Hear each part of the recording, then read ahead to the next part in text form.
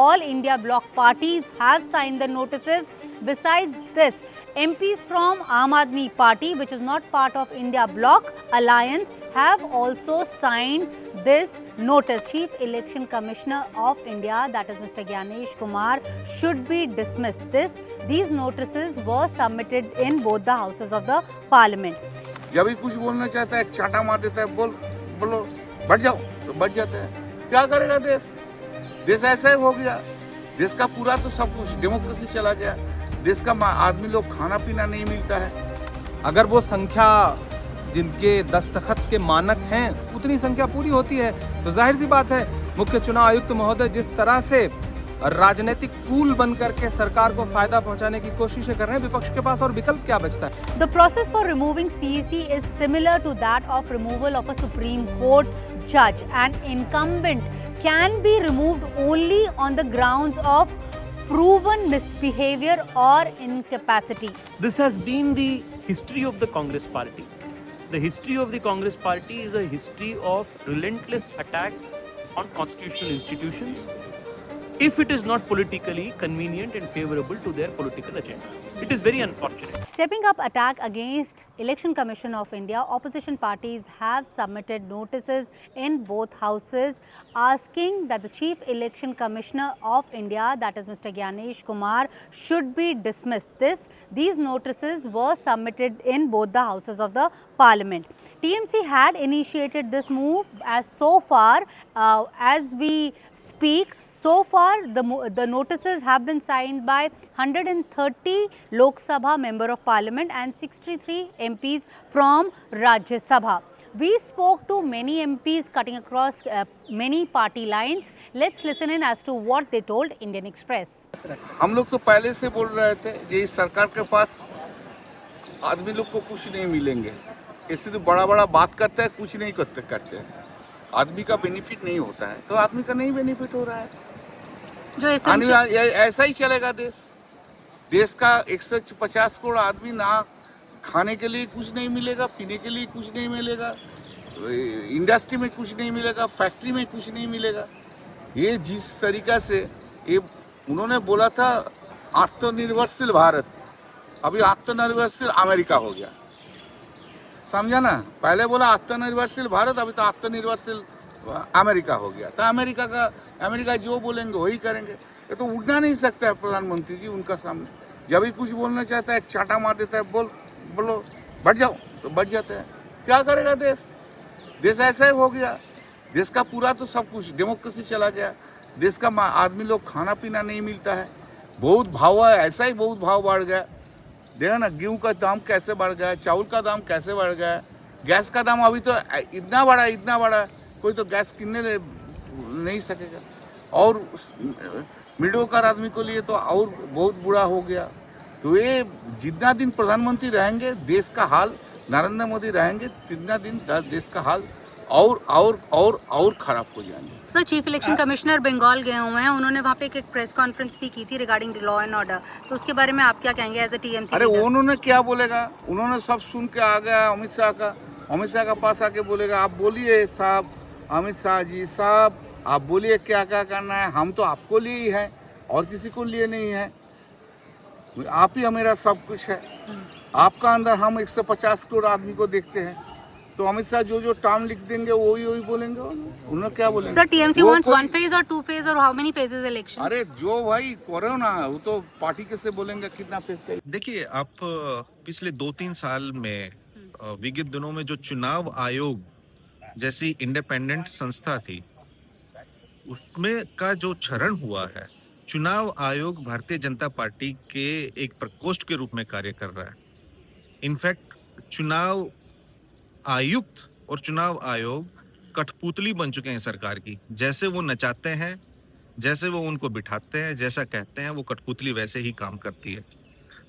तो ये भारतीय लोकतंत्र के लिए अति गंभीर चिंता का विषय है कि ऐसी संस्था जिस पर चुनाव कराने की जवाबदेही है उसमें पारदर्शिता का घोर अभाव है और चुनाव आयुक्त विपक्षी पार्टियों को उंगली दिखा के बात करते हैं। उनसे कोई सवाल जवाब करो तो वो विपक्षी पार्टियों को ही कटघरे में खड़ा करते हैं।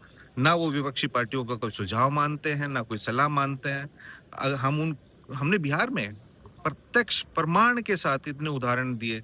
वो तो धन्यवाद देना चाहेंगे माननीय उच्चतम न्यायालय का कि उन्होंने विपक्षी पार्टियों की नेताओं की सारी दलीलें सुनी और फैसला दिया। तो वो नित प्रतिदिन चुनाव आयोग पर पंच करता है कि विपक्ष को कैसे हराए। ये विपक्ष का हाँ। अधिकार है।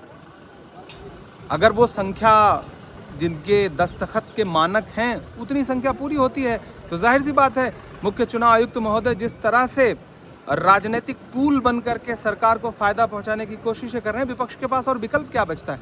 विपक्ष तो चुनावी प्रक्रिया और संसदीय मर्यादा और लोकतांत्रिक प्रणाली को बचाने की कोशिश कर रहा है। नंबर उनके पास रहते हैं वो अलग बात है, हमारे पास नैतिकता है, हम नैतिकता की लड़ाई लड़ रहे हैं। हमने स्पीकर साहब के खिलाफ भी अविश्वास प्रस्ताव इसीलिए लाया था, कम से कम देश में चर्चा हुई, संसद में चर्चा हुई। नंबर उनके पास थे, अविश्वास प्रस्ताव गिर गया, लेकिन हम ये प्रयास करना जारी रखेंगे ताकि देश को आने वाले कुछ वर्षों बाद ये पता चले कि जब बिल्कुल सरकार ने सेंसरशिप लागू कर रखी थी, जब लगातार तानाशाही पे उतारू थी सरकार, तब विपक्ष जिंदा था और लड़ रहा था। According to rules, as many as 100 signatures of MPs is essential, or it should be signed. If a notice seeking the removal of Chief Election Commissioner has to be submitted in Lok Sabha, and the strength should be about 50 in Rajya Sabha. So the opposition party claims that they have the required strength, and that is the reason why that they have submitted notices in both the houses. What was also told to Indian Express was that all India bloc parties have signed the notices. Besides this, MPs from Aam Aadmi Party, which is not part of India bloc alliance, have also signed this notice. So this is also a crucial bit of information. The government, however, is defending the Election Commission and all, especially the Chief Election Commissioner of India, and claims that opposition is trying to, attack all democratic institutions of the country, and that is why they are attacking the Chief Election Commissioner also. Indian Express spoke to many BJP MPs. Let's listen in as to what they told Indian Express. MC and Congress are trying to get dismissal motion against the CEC. As far as even Bengal is concerned, they are saying he has not worked properly. What are your views? It's very unfortunate that the opposition has resorted to such blatant attack on constitutional institutions in a 360-degree fashion. In just the last 1 year, the opposition has called for removal of the chairman of Rajya Sabha, the speaker of Lok Sabha, the High Court judges, and now the Chief Election Commissioner. The message is very clear. If you do not favor us, we will attack you and come after you personally. This is the message that the opposition is giving to all the constitutional authorities. This has been the history of the Congress party. The history of the Congress party is a history of relentless attack on constitutional institutions if it is not politically convenient and favorable to their political agenda. It is very unfortunate. Like the removal of the speaker was defeated, the motion for removal of the CEC will also be defeated to the day. Whenever there is a crisis that as a nation we confront, the Congress party, and more particularly Rahul Gandhi, has always resorted to some kind of rumor mongering, mischief mongering with the intention of creating panic in the country. इस बार भी LPG के मामले में, energy security के मामले में देश में एक पैनिक सिचुएशन क्रिएट करने का साजिश कांग्रेस पार्टी और राहुल गांधी की तरफ से हो रहा है। देश की सरकार, खास तौर पर माननीय प्रधानमंत्री जी स्वयं बार बार कह रहे हैं कि देश में एनर्जी सिक्योरिटी का स्थिति अच्छा है। We are confronting a crisis, but the country is prepared to face this crisis. इसके बावजूद भी इस प्रकार के रूमर मॉन्गरिंग करना, पैनिक सिचुएशन फैलाने का प्रयास करना, it is very irresponsible of the leader of opposition to practice such kind of politics. That opposition has moved motion to dismiss the CEC. They are saying in both the houses. I would say that this is the habit of the opposition, especially the Congress, to malign the image of constitutional bodies. This is not something new. If they have decided to attack the chair of the CEC, I think it's not new, and I think this is expected from the Congress and from the opposition parties, going by the way they have been behaving. See, the point is that the constitutional bodies cannot just be maligned or demeaned like this. The Chief Election Commissioner of the country is a constitutional post, and it is not an attack on Sri Gyanesh. It's an attack on a constitutional body, and that is the Election Commission. And if you can see the history, the recent history, I think you will be seeing that one after the other they have been attacking the constitutional bodies. They attack the parliament, they don't like the proceedings that are held in the parliament.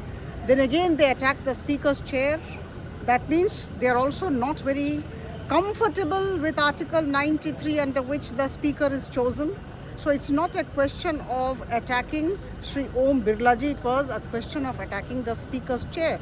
Now again, third, they have shifted the goalpost. They are also very good at shifting the goalpost. So now they have shifted the goalpost. They want some kind of relevance in the country, and that is why now they are talking of attacking the CEC chair. My point is that the CEC is a constitutional body, and he or she, whosoever is in the chair, will have to perform the duty as per his or her job chat. So if the SIR is being done, if stringent measures are being taken across the country to ensure that electoral reforms do take place in the country and all the elections are held in a proper manner, fair manner, transparent manner, I think we should all commend the efforts of the Election Commission and not actually belittle them or demean them. The process for removing CEC is similar to that of removal of a Supreme Court judge. An incumbent can be removed only on the grounds of proven misbehavior or incapacity. As far as these notices are concerned, the opposition parties have given 7 counts as to why they feel that the Chief Election Commissioner of India has been biased and he was favouring only one party. In New Delhi, this is Neeta Sharma reporting for Indian Express.